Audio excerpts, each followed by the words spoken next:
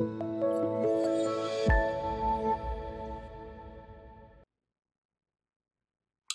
everybody, Boris, Osaka Forex. Welcome to the crosses section for July 1, July 5, 2019.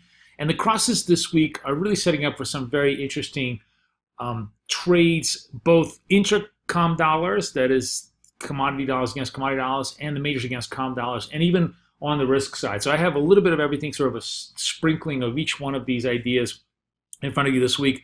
Mindful, of course, that a lot of these things could move very significantly based upon what happens between Trump and Xi over the weekend, so just be mindful of the levels. But the things that I have in mind are this.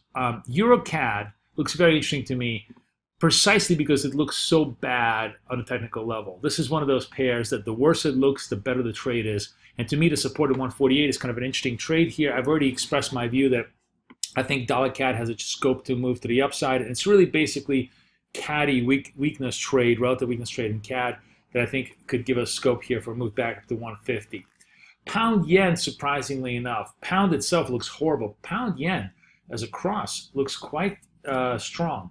Very, very strong, decent base over the last couple of weeks. So there's decent support at this 135, scope to move to 138. We'll take a look at the charts. I'll show you why I think that could technically maybe giving us a better signal than what looks to be a fundamental background.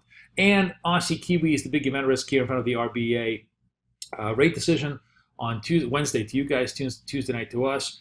Here, the critical thing is just how dovish they'll be. If they are dovish, this 104 support could be broken. And really now we come into, this is going to be, we haven't talked about this in ages, but we come back to the story of parity. If we get into a situation where the Australian economic story kind of gets worse and worse and worse with pretty significant banking crisis happening. This is something, by the way, that a lot of economists on this side of the Pacific Atlantic, or just on this side of the globe, are starting to talk about the fact that the Australian banking system could be in the kind of threat that the U.S. banking system was during the global financial crisis, because the loan-to-value ratio of real estate now is about 130% of GDP, I believe, some very, very significant figure, or 130% of equity.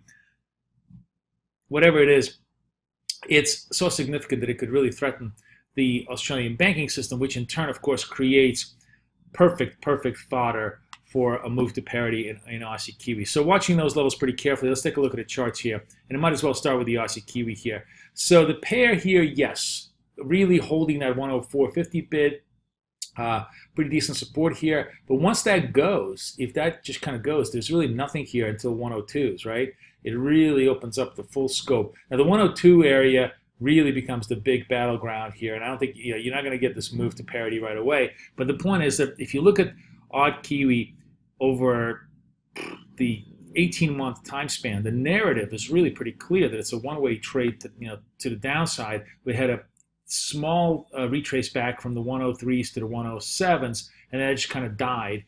And then the trade really starting to resume its downward path here. This is basically the trade that Australian financial sector is way over levered, and the other interesting thing I think here is that's kind of the combination of storm of all clouds is New Zealand economy in many ways is inured to the trade problems because it is all perishable goods. New Zealand essentially exports soft commodities, which are really not going to be under any threat of economic contraction. If anything, Chinese economy is going to get wealthier. They're going to want more meat.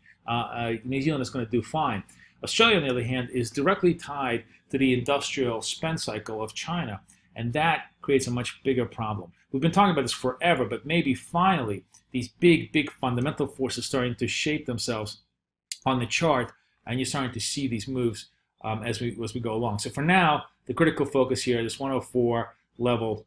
If the RBA somehow gives us a scope that it's ready to cut even more than once, we could certainly have this move to the downside.